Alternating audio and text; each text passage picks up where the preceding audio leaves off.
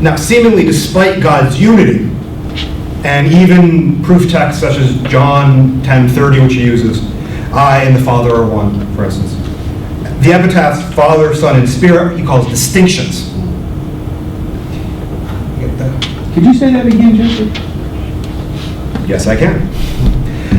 Despite God's unity, seemingly despite God's unity that he talks about in these divine unions, and despite things like God and the Father are one, which seems to imply the Father and the Son are the same thing in some way, Dionysius calls the titles of Father, Son, and Spirit distinctions.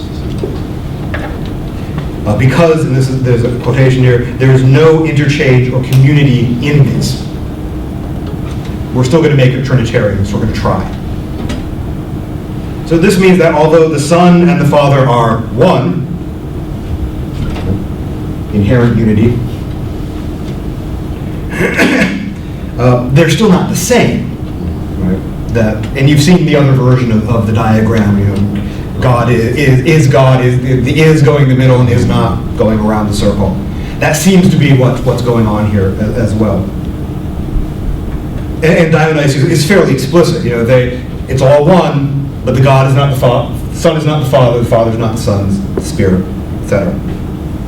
These are manifestations of Godhead itself beyond the logi-like gifts of the divine union. So we're up a level from the divine names.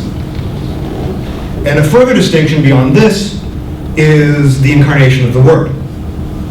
According to Dionysius, the Father and the Spirit do not share in the incarnation, except through the overall omnibenevolence of God. And the overall divine work, literally theurgy, in which Jesus engaged. But despite their distinct qualities, Dionysius then goes on to call the Trinity the one springing persons. So they're separate, but they're not. Because that's how Dionysius rolls.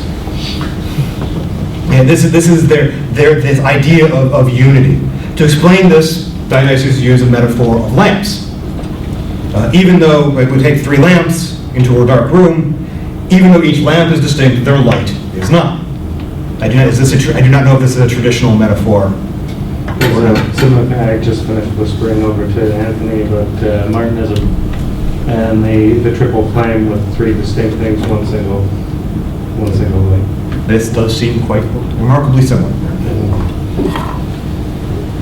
So even though the divine light is one, the source of that light in the form of the one springing persons, quote, fixed in the union of itself, unmingled and unconfused. So again, the Father is the Father. There's no mistaking the Father for the Son. There's no mistaking the Son for the Spirit. But when we're looking at their light, hard to tell the difference. And with all this, we're presented with a slight problem, a little one. So Dionysius' God is paradoxically no thing and something, and in everything, but not any of those things, all at the same time. While some metaphysical conundrum is okay, the Neoplatonists don't like it.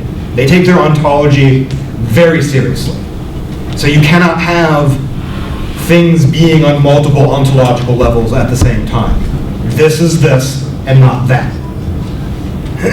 Part of the problem, that which is related to the unified names that exist in everything, is solved when we understand that what Dionysius describes are divine activities rather than divine essences, which I believe Montauk said.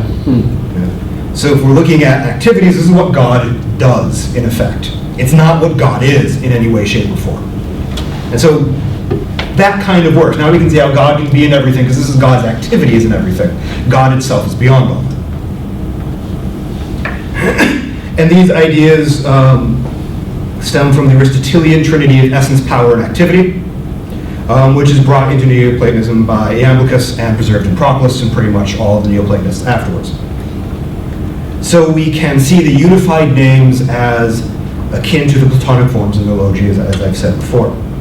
And this will eventually exist in later Neoplatonism is at the noeric realm as opposed to the noetic realm, which is a fine distinction that some Neoplatonists don't make. The noetic realm is, again, that the intelligibles. It is, we might think of it as the pre-existing thoughts of God, whereas the noeric realm, which is below, is the thinking. And that's where nous, the divine mind, is. And then, depending on which Neoplatonist you're talking to, there's also a noetic noeric realm right in the middle that partakes of both qualities. Because they're like that, and they like their threes. And again, you have the thing as itself, the thing as we see it, and the thing as it manifests itself. So each realm is basically a manifestation of those noetic moments that the Iamblichus comes up with.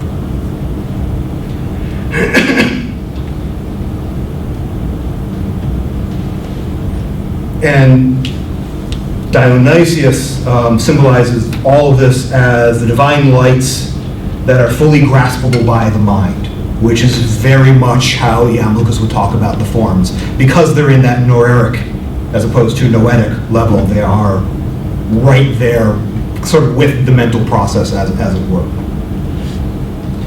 Now, the distinctive names of the Trinity, Father, Son, Spirit. He never says Holy Spirit. It's always just Spirit. And often he doesn't say Father or Son. He will talk about fathership and sonship instead.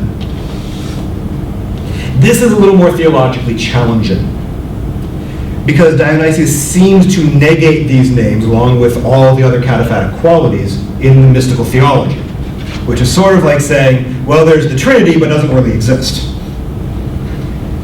And that can be problematic. And so this has brought up the question, is Dionysius a Trinitarian or not? And this is somewhat important if Dionysius is a Christian, somewhat less important if he's a pagan. But if he's a pagan trying to pretend to be a Christian, it still has to work.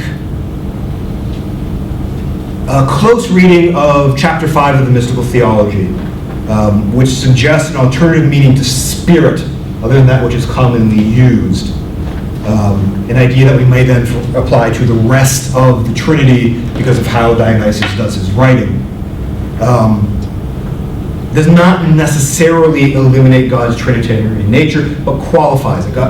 Dionysius talks about the spirit that we think of in a different way, or a spirit that is different from our normal way of thinking, which might imply a spirit beyond spirit, as it were. While the regular activities of the Trinity may be negated, as all things are in the mystical theology, the Trinity itself, in its essence, may be beyond being, and therefore is unknowable. And that would make it very much like God, who is beyond being and unknowable. This sense is also suggested in the beginning of the mystical theology, where the Trinity is invoked as triad, supernal, super God, and super good, which points to the Trinity's transcendent nature. And then we may say, well, this thing's transcendent, and that thing's transcendent, this thing has no being, and that thing has no being. And in Neoplatonic ontology, that suggests, though does not always mean, they must be the same thing. But well, maybe. It depends on your Neoplatonist. The question is this Trinity transcendent as the ultimate unknowable God? And this is where our distinction between Iamblichus and Proclus becomes really important. Because in Iamblichus, there is a pre-essential demiurge. Remember, this is the Neoplatonic demiurge, so he's a good guy. And that is the top level of the noetic moment, and that is the only thing that doesn't have being in the noetic moment. But the pre-essential demiurge is identified as aeon, eternity, is a vertical extension of the one being. So it's basically God in the next level below. It's funky, but it's Iamblichus. Right? If Dionysius is a Christian, it is probable that we should interpret this non-being Trinity as being identical to the non-being of God. But if this is a crypto-pagan from Damascus' school writing as a Proclean Neoplatonist, we don't have to do that. Proclus talks about the Henads. And there are a lot of different Henads, but the highest level of the Henads are without being, but are below God. And the way the Henads function in Proclus, they are individuals first. And this is the work from Edward Butler, who's one of the more recent but really good Proclean scholars out there. The Henads are individual first because Proclus is a die-hard polytheist, and the Henads are the gods. But they are also unified. So they are individual, but one. Sort of like they're individual, but one. So it might be that the Trinity is taking the place of the Proclean Henads, if we need a pagan interpretation of this. That's like 3 pages of this. I just skipped right over. Okay. But this then leads us to the question of the incarnation. I think there's another page. There we go. The incarnation. You've probably heard it. The language of the celestial hierarchy, which is, so we get the divine names, the mystical theology, the celestial hierarchy, which talks about all the angels, and then the ecclesiastical hierarchy, which talks about the sacraments and the priesthood. So here's the celestial hierarchy. We're sort of leaving the divine names behind. In chapter 4, part 4, or section 4 of the celestial hierarchy, the incarnation explicitly engages into the same creative and organizing activity of the demiurge in the Timaeus. There's a part in Timaeus where you have the demiurge who then creates the gods and say, okay, I want you to make the world in this particular way, and I want you to make souls in this particular way, and I'll make this part, and you'll make that part, and you'll make the bodies after your own self, and that sort of thing. There is part of the celestial hierarchy where Jesus does exactly that. Not quite as long as in the Timaeus, it's like a sentence, but it's still all kind of there. So this suggests, at least to me, that Dionysius saw Jesus in a similar demiurgic, again, Neoplatonic demiurgic role. The late Platonic demiurge identified as Helios by Iamblichus and as a whole slew of different gods by Proclus is noeric in nature. It's that bottom part, very bottom part of the intelligible and intellective realm, and rules over both the noeric and the celestial or the psychic realm, where a lot of gods and angels and such hang out.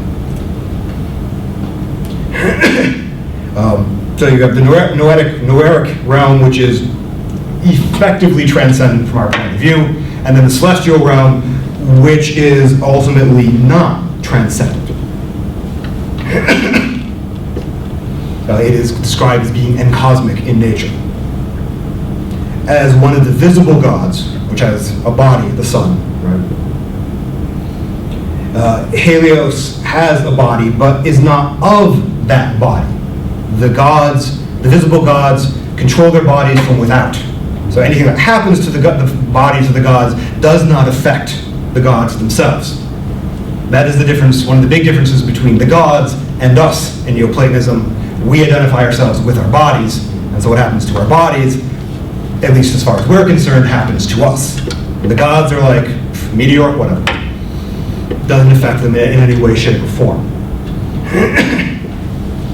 Now there is definitely a difference here between the Iamblichian and Dionysian theology, if nothing else, because Dionysius is so heavily reliant on Proclus, who makes many changes from Iamblichus.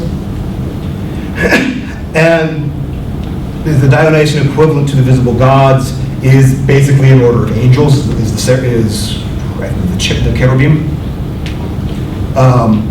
and is no way analogous to the incarnation, because of course angels are not Christ, usually. But there are similarities as well. In Dionysius, the divine element is described in the transcendent mind-nullifying terms of the pre-essential one, a pre-essential reality that has somehow, through a mystery, Dionysius says, come to take on a human body fully. Although the body of Jesus is real, physical, and human, the divine element is above form. There might be, I think, in here. Yes, my quotation. So combining Platonic and Christian thought, Dionysius describes Jesus as such. Hence, since through love towards man, he has come even to nature and really become substantial, and the super God lived as man. And in these he has the supernatural and supersubstantial, not only insofar as he communicated with us without alteration and without confusion, suffering no loss as regards to his super fullness, so he is always still God completely, from his unutterable emptying of himself, but also because the newest of all things, which is matter, he was in our physical condition super physically.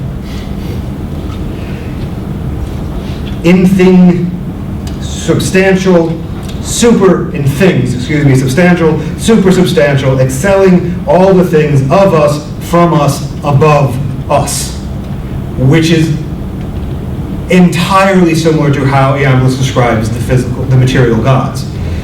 They're fully transcendent, they're fully godlike, but they have this body thing. But they're not that body. But they interact through that body all at once. And this seems very much what Dionysius is describing the incarnation.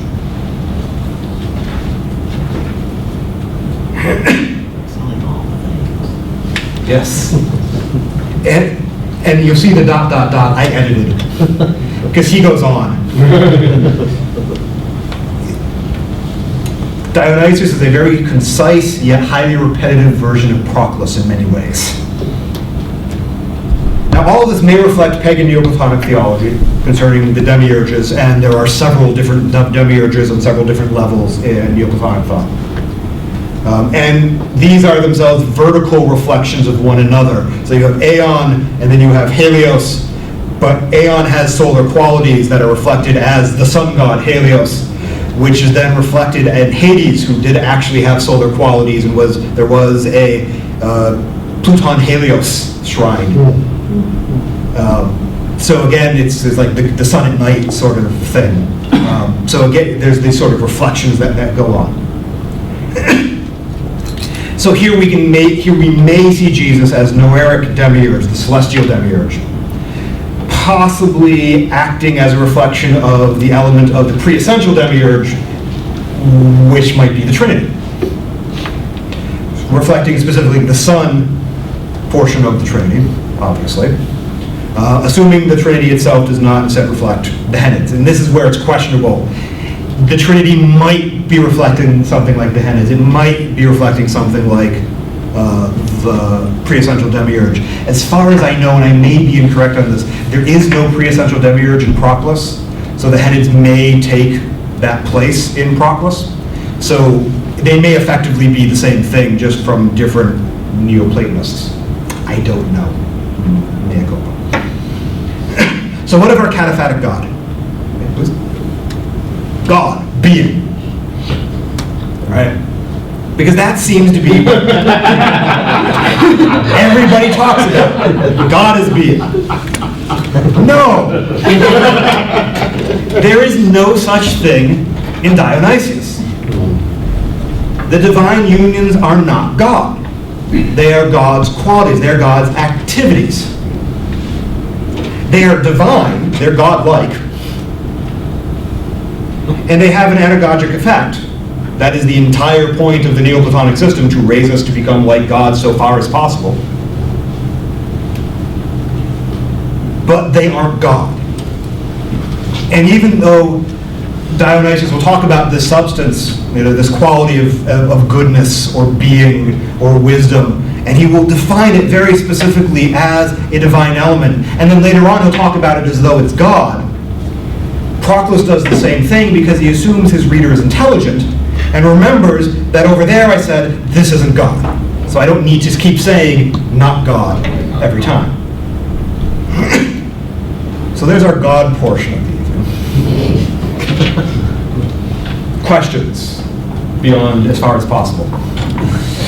Yes, ma'am. Actually, this is less a question than a connection that some folks might already be aware of or find interesting.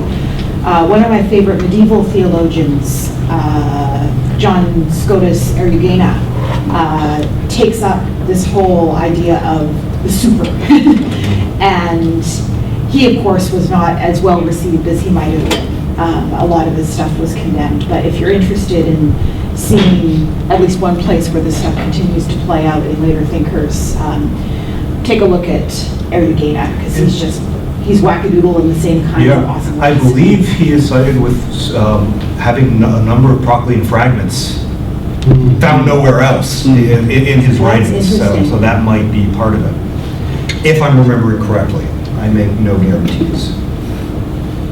Can I try an analogy and see if you think that it works or to what extent it might work? In trying to think about the relation of the gods to their bodies. Something that I use in a different circumstance, so I'm wondering if it works here as well.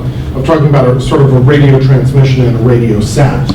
You know, you've got your radio in your car and you dial it in and it produces certain sounds. And if you smash the car up and the radio gets destroyed, the sounds stop. But the transmission is still there. Yeah, I think that's very apt. Okay, so that does seem to work. Yeah, and I just had an analogy that the Amicus uses, and it's completely gone now. Oh, I'm sorry. But it's very similar to that sort of thing. That he talks about how the bodies of the gods are their activity, and destroying something's activity does not destroy the thing that does it in any way. So yeah, I think that is a very apt analogy. You know, I would probably steal it. I'll even cite you. Juliana Humor. The smart one of the bear. Okay, so that is our God. We're going to be done with God for now. We're going on to the celestial hierarchy, the angels, which will probably be a little more familiar. These nine choirs of angels that everybody now seems to know of, that Dionysius created, basically, coming out of biblical scripture, but he's the one who put them in this particular order that we see. Now, I don't know if the next one is done. There we go. Awesome. There we go. There are our 9 orders of angels. There's a following with the quarter. Or our choirs of angels. That looks nice and clear. Thank you. I'm going to assume that was highly sarcastic because it's you, but This is the joy of having your friends in the audience. yes, it's better than having your enemies. Now, Dionysius calls the angels here, he calls them heavenly minds, incorporeal minds, God-loving minds, and super heavenly beings. There's this, of whom the demiurgic Jesus is the super celestial cause and arranger. The language of the mind is in no way accidental. Placing the choirs in the noetic realm, which is where the divine beings and the Neoplatonists, they're all, at least in essence, from somewhere within the noetic realm. The Neoplatonists, the Renaissance Neoplatonists, and eventually Catholic priest Marsilio Ficino, whom I cannot get through anything on Neoplatonism without mentioning at least once. And he's the first person who translated Plato into Latin, as well as Seneca, Aristotle, Plotinus, Proclus, Dionysius, and Iamblichus. So basically, thank you. He was a bit clever. He was, at least a bit. He actually refers to the noetic realm as the angelic mind, probably based on this. As intelligible entities, angels have being, and unlike God, they are graspable in some fashion by the mind. They exist, and therefore we can think of them. We may not think of them accurately, and if we use those noetic moments, we can't think of them accurately, because we can't get them as they are themselves, but we can think of them. So it's a enormous ontological shift, being something that actually has ontos, right? It has being. And so the angels are, in practice, the beginning of the divine hierarchy, because we can't talk about God as being the beginning, because God, well, then we'd say God's the beginning, and that's wrong, right? So God is existing transcendently above or beyond, or whatever language you'd like to use, the angelic mind. And so we start here now with a hierarchy. And Dionysius is the person who coins the term. And he defines it as a sacred order, thank you, and science and operation assimilated, as far as attainable, to the likeness of God, and conducted to the illuminations granted to it from God according to capacity, with a view to the divine imitation. That, again, according to capacity, so far as possible, this is classic Platonic language. And basically saying hierarchy is that which leads us upwards to God, as far as possible, because I have to put it in there. The purpose of the heavenly hierarchy is the assimilation and union as far as attainable with God. And that is arguably the point of all hierarchy within the Dionysian system. Although the language of as far as possible, it does appear in Christian writings. I've seen it. Again, this is Platonism. It goes back to the Theaetetus, which I probably pronounced incorrectly. Theaetetus? Theaetetus. Theaetetus, that Greek, as Father Tony once said, is hard.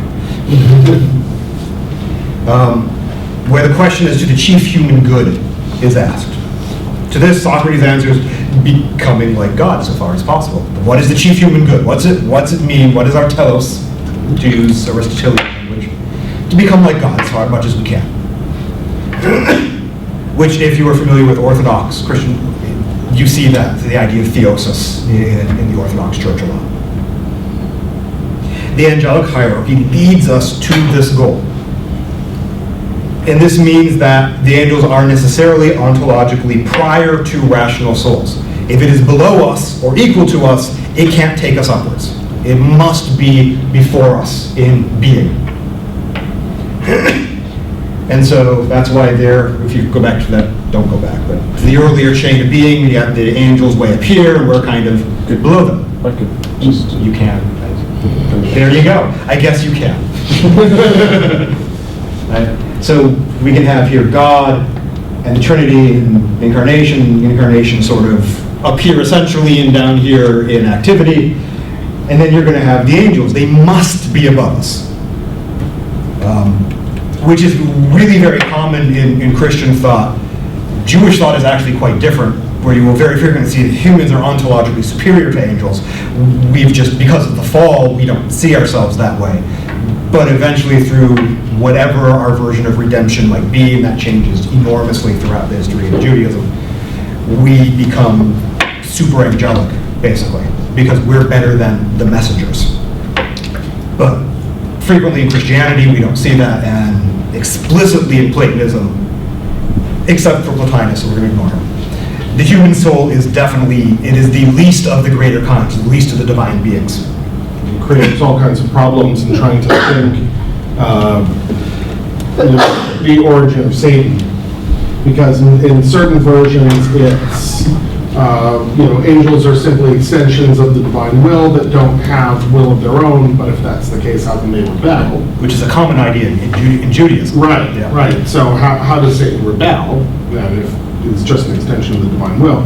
On the other hand, often we see that Satan is cast down because he refuses to bow before the superior human soul. So, But which still suggests a will to refuse to bow down. right. And like the Zohar